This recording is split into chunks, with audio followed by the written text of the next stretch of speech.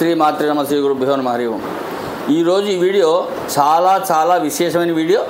మీరు లైక్ చేయండి, 10 మంది చేత షేర్ చేయించండి, 10 మందికి షేర్ చేయండి. ఎందుకంటే ఈ సబ్జెక్టు అందరికీ సమాజం యావత్తు కూడా ప్రతి ఇంటికి ప్రతి మనిషికి తెలియాలి.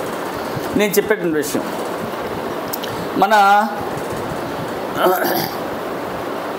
ప్రియతమ నేత 55 సంవత్సరాల యువనేత పార్లమెంటు ప్రతిపక్ష నేత అయినటువంటి రాహుల్ గాంధీ గారు ఈ మధ్య అమెరికా పర్యటన చేశారు 4 రోజులు. ఈయన పర్యటనలో ఉండగా అవాకులు చవాకులు పేలుతున్నారు. ఏమిటి అంటే స్టూడెంట్స్ అంతా కలిసి అన్ని వేదిక మీద మాట్లాడమన్నారు.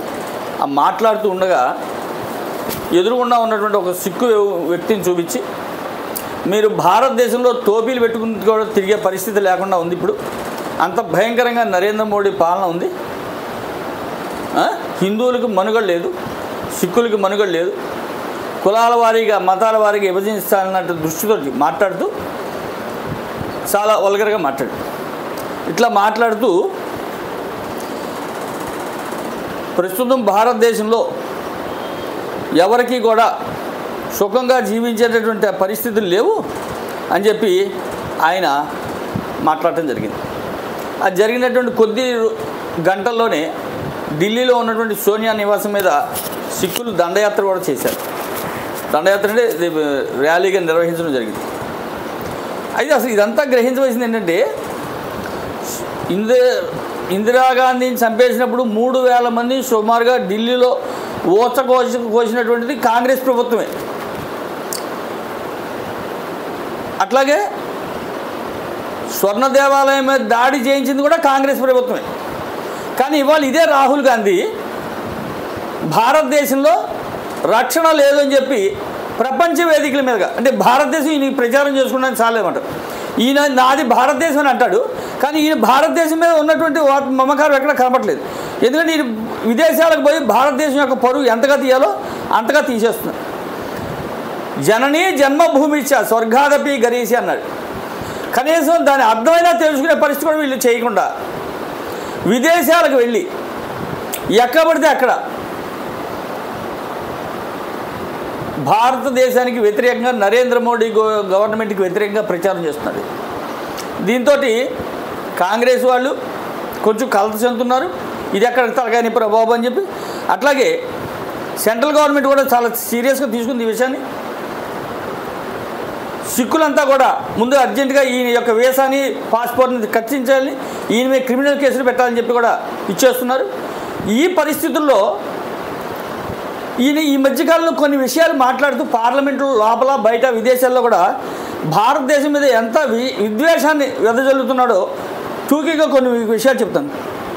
భారతమాత ఎవరు? ఈయన మధ్య జోడో భారత్ను ర్యాలీ చేశారు కదా, ఆ సందర్భంగా ఈయన భారతమాత ఎవరు, భారత్లో ప్రజాస్వామ్యం లేదు, ఇండియా ఇస్ నాట్ డెమోక్రసీ అన్న స్టేట్ అని డిక్లేర్ చేశాడు ఈయన. భారత్లో నేను ఉండను. మరి ఈయన ప్రధానమంత్రి కావాలనుకుంటూ నేను భారత్లో ఉన్నట్టు ఈయన ప్రధానమంత్రి అక్కడ ఇండియాలో అమెరికాలో ఉండో పాకిస్తాన్లో ఉండి ఇంకెక్కడ ఉండి చేస్తారా భారతదేశానికి ప్రధానమంత్రిగా? భారత్ కంటే పాకిస్తాన్ భేష్. ఎస్, అక్కడికి వెళ్ళిపోండి, ఎవరు వద్దన్నారు? ఎవరికి ఎక్కడ స్వేచ్ఛగా బతకగలిగినటువంటి వాతావరణం అక్కడే పోవాలి కదా. ఇక్కడ తిండి ఇక్కడ నీరు తాగు, ఇక్కడ ఉండి పాకిస్తాన్ భేష్ అన్నవాడు ఇక్కడ ప్రధానమంత్రి ఎట్లా చేస్తారు? అసలు ఇది అత్యంత విచిత్రమైనటువంటి వాతావరణం కదా. అసలు ఈయన ఎట్లా ప్రతిపక్ష నేత అయ్యాడు? మన దౌర్భాగ్యం కాకపోతే ఇంకా శక్తిపై నా పోరాటం, ఎవరి మీద పోరాటం చేస్తాడు ఈయన?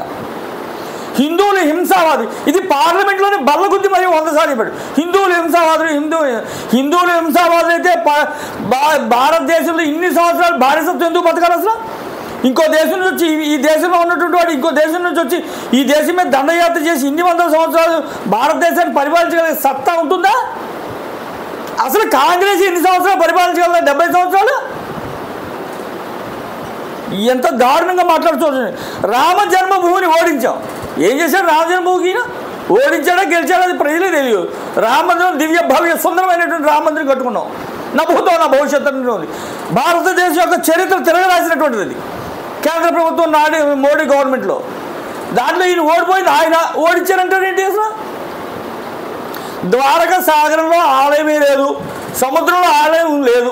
ఎస్, ఉందో లేదో, ఉంటే చేస్తారు ఎవరికి. ఇప్పుడు ఉందని మేము వాదిస్తున్నాం, మీరు లేదంటే చూసుకోండి, రుజువు చేయండి. ఈ విధమైనటువంటి వాతావరణంతో ఈయన ఇక్కడే కాదు, ఇంకా పార్లమెంట్లో రకరకాలుగా కూడా చాలా విధంగా కూడా బయట కూడా ఈ మధ్యకాలంలో ఎంతగా విద్వేషం నూరిపోస్తుందంటే, భారత వద్ద వ్యతిరేక దాడులకి మద్దతు. ఈయన ఖలిస్తాన్ తీవ్రవాదులతో కలిసి మాట్లాడుతుంటాడు. భారత్కి ఎవరైతే వ్యతిరేకంగా మాట్లాడుతుంటారో వాళ్ళతో మీటింగులు అవుతుంటాడు ఈయన విదేశాల్లో.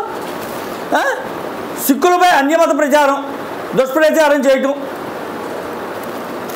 ఈ విధమైనటువంటి వాతావరణం ఇప్పుడు దేశంలో ఒక ఫ్యాషన్గా తయారైంది. దీని మీద నిన్న యోగి ఆదిత్యనాథ్ గారు మాట్లాడుతూ, యూపీ ముఖ్యమంత్రి, Rahul Gandhi too dangerous fellow, criminal, Rahul Gandhi పప్పు కాదు అని కామెంట్ చేశారు. అమిత్ షా గారు కూడా చాలా సీరియస్గా వార్నింగ్ ఇవ్వడం జరిగింది. ఏ దేశం గురించి అయినా గొప్పగా మాట్లాడితే, పరాయి దేశంలో ఉన్నప్పుడు గొప్పగా మాట్లాడు, నీ దేశం ఎంత ఎదవ దేశం అయినప్పటికీ జననీ జన్మభూమి ఇచ్చి అన్నారు. స్వర్గాదపి గరియేసి, తల్లి జన్మించిన భూమి కూడా స్వర్గాదపి గరియేసి, స్వర్గం కన్నా కూడా మిన్నవి అని మనం వేదాలు, పురాణాలు, వాంగ్మయాలు ఘోషిస్తుంటే, ఈయన వెళ్ళి విదేశాల్లో ఇండియా మీద దుష్ప్రచారం చేస్తూ, నేను ఇండియాలో ఉండలేనంటూ, పాకిస్తాన్ భేష్ అంటూ ఇండియాకి ప్రధానమంత్రి అవ్వాలని కోరుకుంటున్నాడు ఈయన మన దౌర్భాగ్యం పార్లమెంట్లో ప్రతిపక్ష నేత. అసలు ఎట్లా ఊహించాలి ఇటువంటి వాళ్ళ గురించి? కాంగ్రెస్ గవర్నమెంట్ ఎక్కడ వచ్చినా సరే మత కలహాలు జరుగుతాయి అంటే 2 ఉదాహరణలు చెప్తాను ఇప్పుడు మీకు. నిన్న కర్ణాటకలో వినాయక నిమజ్జనానికి ఊరేగింపు జరుగుతుంటే దాని మీద రాళ్ళు వేశారు. గత 20 సంవత్సరాలుగా ఎప్పుడూ లేదు కర్ణాటకలో, చాలా ప్రశాంత వాతావరణం జరుగుతుంది. కానీ అక్కడ కాంగ్రెస్ గవర్నమెంట్ వచ్చింది, అల్లర్లు మొదలవుతుంది. ఇంకో విషయం హైదరాబాద్కి సంబంధించి, గత 20 సంవత్సరాలు హైదరాబాద్లో ఈ మధ్యకాలంలో మత కలహాలు జరగట్లేదు. కానీ 10 రోజుల క్రితం పాదబస్తీ దగ్గరలో ఒక మందిరం కూల్చేశారు. పాప ఆ తల్లిగారు అమాయకం, మా కుర్రాడు అమాయకుడు నీ కొడుకు అమాయకుడు, చర్చిని బాగా కొట్టమండి, మసీదుని బాగా కొట్టమండి, వాళ్ళ ఇల్లు బాగా కొట్టుకోవాలి. దేవాలయంలో ఉన్న విగ్రహాలు ఏం చేస్తున్నాయి? అమాయకుడు అయితే దేవాలయంకి విగ్రహాలు పగల కొడతారా? అంటే మనం చెబుతున్నాం కాబట్టి ఎదుటిపడి వింటున్నా. కాబట్టి తస్మాత్ జాగ్రత్త హిందువులారా, మేల్కోపోతే మళ్ళా వెనక్కి వెళ్ళాల్సి వస్తుంది బానిసత్వానికి. ఈ విధమైనటువంటి వాతావరణం దేశానికి ఏమాత్రం కూడా యోగ్యం కాదు. ఇటువంటి రాజకీయ నాయకులు దేశంలో అంతర్గతంగా కలహాలు కుంపటి రేపడానికి ప్రయత్నిస్తున్నటువంటి వాతావరణం కనబడుతుంది. కాబట్టి మేలుకొనకపోతే భవిష్యత్తులో చాలా నష్టం వస్తుంది. తస్మాత్ జాగ్రత్త. జై హింద్.